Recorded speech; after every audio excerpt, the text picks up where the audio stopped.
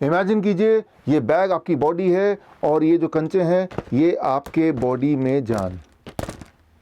जब तक ये जान आपकी बॉडी में है तब तक आप जिंदा हैं, लेकिन समय के साथ साथ बॉडी में कई बार बीमारी आ जाती है और कई बार बीमारी इतनी बड़ी हो जाती है जिससे जान निकलने का खतरा बन जाता है। ऐसे में आप ट्रीटमेंट कराते हैं, इलाज कराते हैं, उस बीमारी को ख़त्म करने के लिए रिपेयर कराते हैं।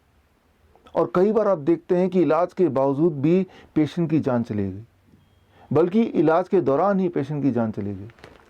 और ऐसे में आपको लगता है कि इलाज तो कराया था फिर भी पेशेंट को हम बचा नहीं पाए, जबकि क्लोज इन्वेस्टिगेशन से अक्सर ये पाया जाता है कि जब इलाज की कड़ी को पकड़कर, उसके थ्रेड को पकड़कर ध्यान से देखा गया तो पाया गया कि इलाज के बावजूद भी पेशेंट नहीं मारा गया, बल्कि इलाज ही कारण है पेशेंट के मरने का। मेडिकल भाषा में इसे बोलते हैं एट्रोजेनेसिस। आज मैं एक बहुत ही गंभीर विषय पे आपसे बात करूंगा। आपको ले जाता हूं आज से 150 साल पहले। अमेरिका की बात है, नॉर्थ अमेरिका की बात है। उस वक्त अगर कोई accident victim, blood loss patient hospital में आता था, ब्लड लॉस चाहे सर्जरी की वजह से हो या एक्सीडेंट की वजह से हो या पेशेंट एनीमिक हो, उस वक्त का कॉमन प्रैक्टिस था मिल्क ट्रांसफ्यूजन। नज़ारा ये कि पेशेंट लेटा हुआ है और पेशेंट की नसों में दूध के पाइप लगे हुए हैं और दूध लिटरली नसों में चढ़ाया जा रहा है।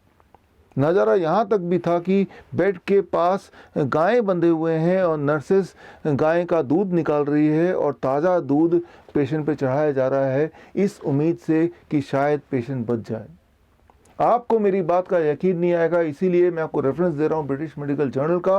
12 अप्रैल 1879 पेज नंबर 557 से लेकर 559 के बीच में आपको पढ़ना है तो स्क्रीन पे दिए हुए लिंक में जाके आप देख सकते हैं, आर्टिकल पढ़ सकते हैं। आपको समझ आ जाएगी बात कि उस वक्त का कॉमन प्रैक्टिस था मिल्क ट्रांसफ्यूजन।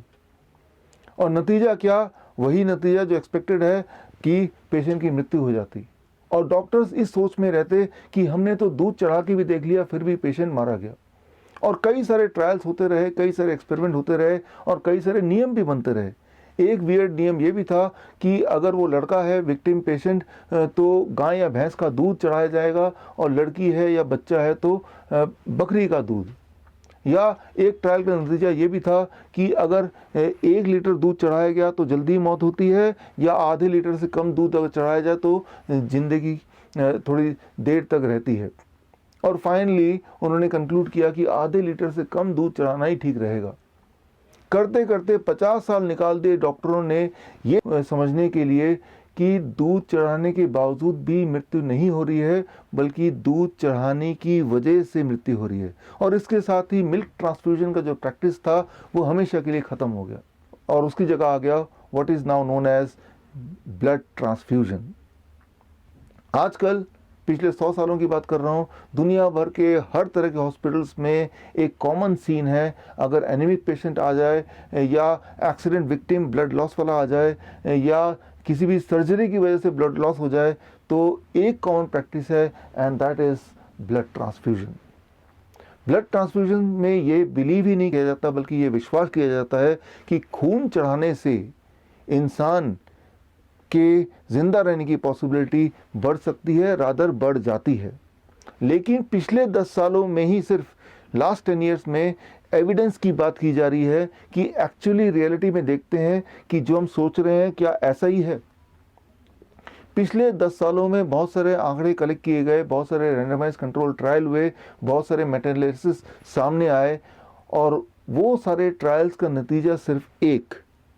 मान लीजिए 2 पेशेंट हैं, दोनों की स्थिति एक जैसी गंभीर है, दोनों का ब्लड लॉस एक जैसा है और एक को खून चढ़ाया गया और एक को खून किसी कारणवश नहीं चढ़ाया गया।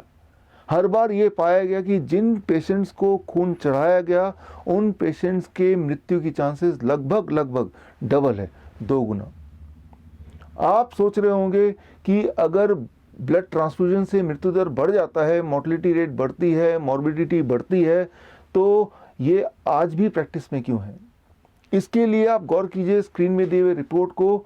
रिपोर्ट है AABB का, यानी कि American association of blood bank. जिन्होंने ये बीड़ा उठाया है कि वो प्रोटोकॉल बनाएंगे, गाइडलाइन बनाएंगे, रिकमेंडेशन बनाएंगे।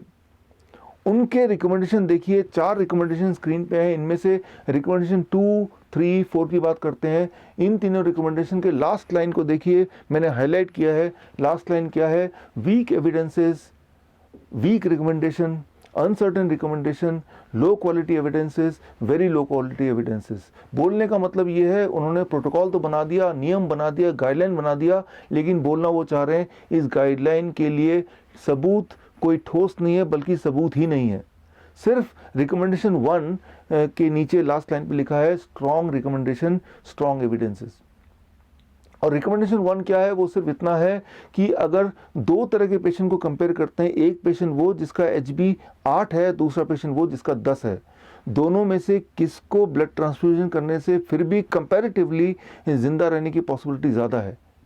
देखिए, ये कंपैरिजन कुछ वैसा ही होगा जैसा मिल्क ट्रांसफ्यूजन वाले ज़माने में कंपैरिजन किया गया कि 1 लीटर दूध या आधा लीटर दूध।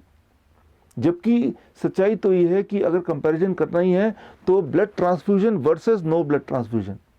और इस तरह के ट्रायल्स तो पिछले 10 साल में ही हुए, और हर ट्रायल का नतीजा बिल्कुल साफ कि ब्लड ट्रांसफ्यूजन से मृत्यु होती है।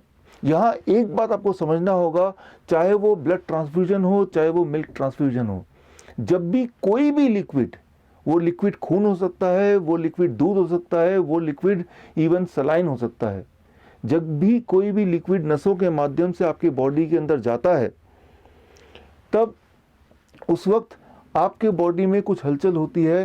पहली बात जिसे कहते हैं मेडिकल भाषा में ट्राली। ट्राली मतलब transfusion related acute lungs injury, यानी कि लंग्स पर दबाव पड़ता है, लंग्स काम करना बंद कर देती है, इंसान की मृत्यु हो जाती है। और दूसरी सबसे बड़ी बात जिसे कहते हैं मेडिकल भाषा में trim, transfusion related immune modulation, यानी कि जब भी कोई भी लिक्विड नसों के माध्यम से बाहर से बॉडी में जाता है तो बॉडी का जो इम्यून सिस्टम है पूरा गड़बड़ हो जाता है, तहस नहस हो जाता है। और एक खास तरह का मॉलिक्यूल जिसका नाम है VEGF, vascular endothelium growth factor, ये एक ऐसा मॉलिक्यूल है जो ये डिसाइड करता है कि आप हेल्दी रहेंगे या आप बीमार पड़ेंगे, आपकी डेथ कैंसर से होगी या आप हार्ट डिजीज से जूझेंगे। ये जो मॉलिक्यूल है ये पूरी तरह डिस्ट्रॉय कर देता है जब भी कोई भी लिक्विड आपके बॉडी में ट्रांसफ्यूज होता है थ्रू द ब्लड वेसल्स। सो ये इस थ्योरी को अगर आप समझना चाहते हैं तो आप मेरे YouTube चैनल में जाके आप एक वीडियो देखिए। वीडियो का नाम है क्योर फॉर ऑल डिजीज़। तो आपको पता चल जाएगा कि VEGF का सिग्निफिकेंस क्या है। बल्कि पिछले साल का जो नोबेल प्राइज विनिंग साइंस था वो भी इसी पे आधारित था।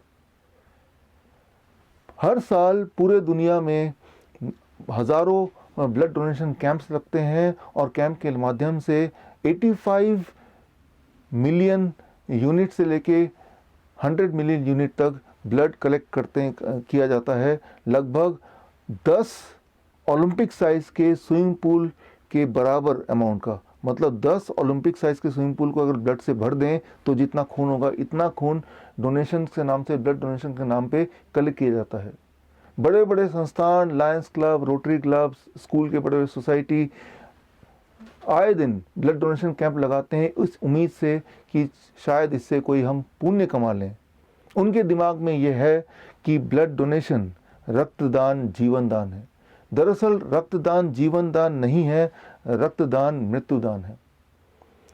लेकिन मुझे पता है कि ये सच्चाई एविडेंस के तौर पे प्रूव होने के बाद भी ये जो वेस्टर्न मेडिसिन है, मॉडर्न मेडिसिन है, इस सच्चाई को आम जनता तक या इस सच्चाई को इम्प्लीमेंट नहीं होने देगी।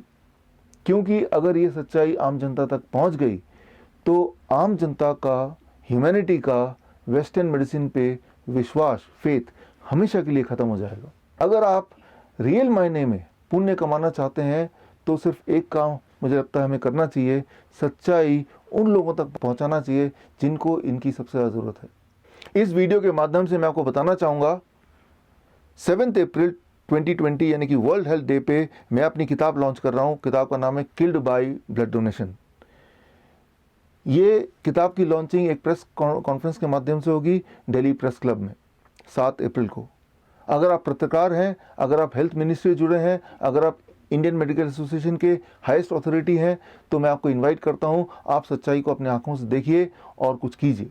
और अगर आप SMA सोशल मीडिया आर्मी के माध्यम से मेरे साथ ऑलरेडी जुड़े हैं, तो इस बुक लॉन्च से एक दिन पहले ई बुक मैं आपको व्हाट्सएप के माध्यम से भेज दूंगा।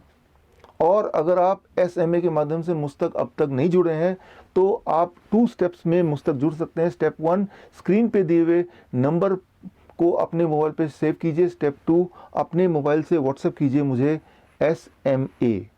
मैं समझ जाऊंगा कि आप मुझसे जुड़ना चाहते हैं, मैं समझ जाऊंगा आप मेरी मदद करना चाहते हैं सच्चाई को लोगों तक पहुंचाने के लिए। तो मैं आपको भी 7 अप्रैल से पहले ये बुक व्हाट्सएप से ई बुक मैं आपको भेज दूंगा। और यही नहीं, टाइम टू टाइम ऐसे एविडेंस बेस्ड वीडियो मैं आपको भेजूंगा जो किसी की जान बचा सकता है। मैं ये उम्मीद करता हूँ कि आप इन सच्चाइयों को लोगों तक पहुँचाएंगे और किसी दिन हम ज़रूर मिलेंगे in person. This is doctor Biswaroop Roy Chowdhury. All the best. Thank you. Jai Hind.